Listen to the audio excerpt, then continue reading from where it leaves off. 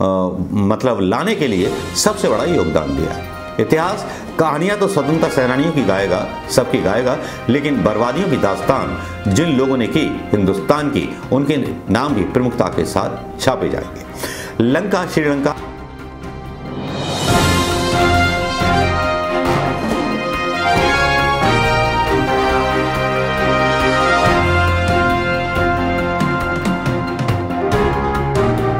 दोस्तों नमस्कार, मैं मनोज कुमार शर्मा, आजाद हिंद आवाज न्यूज के लिए आपके बीच में एक बार फिर थोड़ा व्यंग्य लेकर के।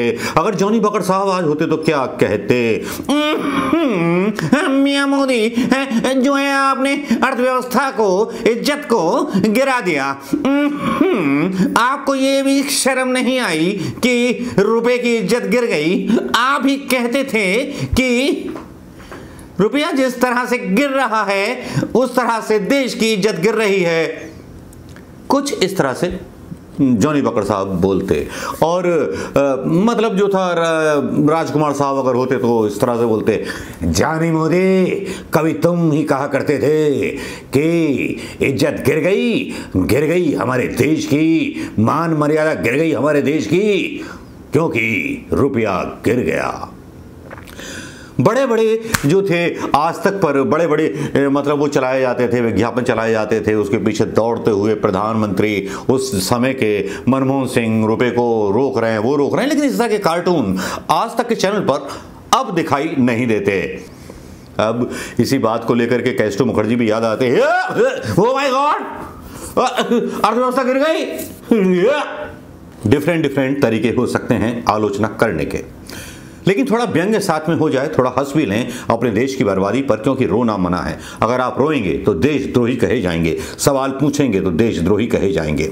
रुपया डॉलर के मुकाबले उस तेजी के साथ गिर रहा है, उसको कांग्रेस उठा तो रही है, लेकिन उतने सशक्त ढंग से नहीं कि मीडिया और चैनलों को पैसे दे करके वैसा ही कोई कार्टून बनवा करके मोदी जी को पीछे भागता हुआ दिखा देती, शायद नहीं। लेकिन यहां पर मैं कुछ पुरानी यादों में लौट करके जाना चाहूंगा। उन पुरानी यादों में लौट करके जाना इसलिए भी जरूरी है, जब प्रधानमंत्री मोदी जी बोलते थे, एक बयान को आधार बना करके जो लोकसभा में सुषमा स्वराज ने दिया था, मैं सुषमा नहीं बोल रहा हूं, सुषमा स्वराज ने दिया था बयान, वो सुन लीजिए। चाहती हूं अध्यक्ष जी, रुपया केवल एक कागज का टुकड़ा नहीं होता, रुपया केवल एक करेंसी नहीं होती, इस करेंसी के साथ देश की प्रतिष्ठा जुड़ी हुई होती है, और जैसे जैसे करेंसी गिरती है तैसे तैसे देश की प्रतिष्ठा गिरती है। जो था प्रधानमंत्री मोदी जी ने अपने आप को देशभक्त बताते हुए एक बयान और दिया था, ये भी सुन लीजिए। और न ही कोई कार्य योजना दिखाई जाती है। देश का दुर्भाग्य है कि दिल्ली के शासकों को न देश की रक्षा की चिंता है, न रुपये की कीमत की चिंता है। उन्हें अगर चिंता है तो कुर्सी बचाने के कार्यक्रमों की चिंता है, कुर्सी बचाने के तौर तरीके क्या हो उसी में वो डूबे हुए हैं। ये ऐसे नहीं होता मित्रों, मैं शासन में बैठा हूं, मुझे मालूम है इस प्रकार से रुपया इतनी तेजी से गिर नहीं सकता। अरे ये नेपाल का रुपया नहीं गिरता है, बांग्लादेश की करेंसी नहीं गिरती है, पाकिस्तान की करेंसी नहीं गिरती, श्रीलंका की करेंसी नहीं गिरती। क्या कारण है हिंदुस्तान का रुपया पतला होता जा रहा है? ये जवाब देना पड़ेगा आपको, ये हिसाब से जवाब मांग रहा है। ये आपने सुन लिया होगा बयान हमारे प्रधानमंत्री साहब का, लेकिन इस तरह के बयान आजकल गायब हो गए हैं। लगता है वो देशभक्त प्रधानमंत्री मोदी का, मतलब मुख्यमंत्री मोदी जी का जो गुजरात के थे, अपहरण कर लिया गया है। सुषमा स्वराज तो आत्मा को शांति प्रदान करे भगवान, उनकी ऊपर जा चुकी हैं, अब वो तो नहीं आ सकती इस बात को कहने के लिए। स्मृति ईरानी भी गैस का सिलेंडर लेकर के कहीं दिखाई नहीं देती। लेकिन जिस तरह से देश के रुपए की इज्जत गिर रही है, इन नेताओं के बयानों पर गौर करें तो देश की मर्यादा और देश की इज्जत गिर रही है। मोदी जी एक बात और बोलते थे कि रुपया क्यों गिर रहा है, बांग्लादेश में असर नहीं है, श्रीलंका में असर नहीं है, कहीं असर नहीं है, नेपाल में असर नहीं है, लेकिन इंडिया में रुपया गिर रहा है, उस टाइम बोलते थे। लेकिन अब मोदी जी जो हैं इतने बड़े विश्वगुरु हैं कि इनके पत्रकारों की बेइज्जती कर दी जाती है यूरोप में अंदर घुसने से, और उसके बाद ओ माय गॉड करूंगा, मतलब कह के निकल आते हैं। ये कोई बात हुई भला?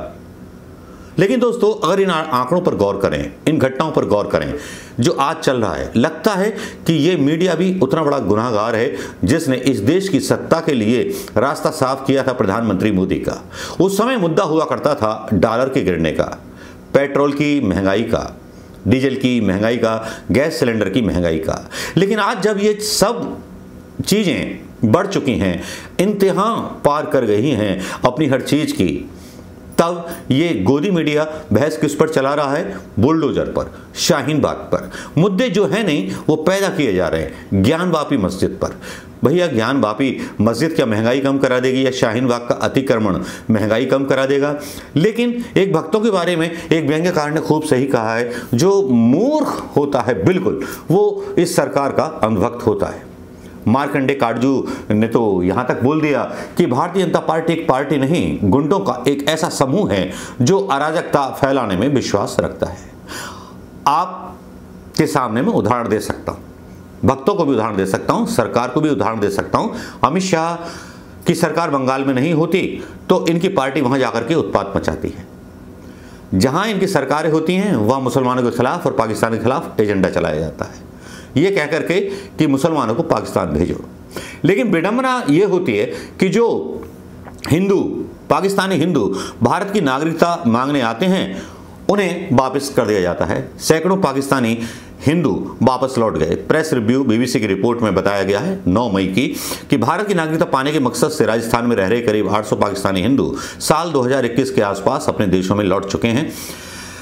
एलएसएस ने यह दावा किया है। संस्था सीमांत लोक संगठन, अंग्रेजी अखबार द हिंदू ने इस खबर को प्रमुखता के साथ छापा है। एक तरह से तमाचा मारा है प्रधानमंत्री मोदी जी के हिंदूवादी उस चेहरे पर जो चेहरा बना दिया गया है। अखबार ने बताया है कि नागरिकता आवेदन के बाद प्रक्रिया में कोई प्रगति न देखने के बाद इनमें से कई प्रवासी हिंदू तो वापस पाकिस्तान लौट गए। यह आंकड़ा 2021 का है। एसएलएस के अध्यक्ष हिंदू सिंह सोडा के हवाले से अखबार में लिखा गया है, एक बार वे वापस लौट गए तो पाकिस्तानी एजेंसियां उनका इस्तेमाल भारत को बदनाम करने के लिए करेंगी।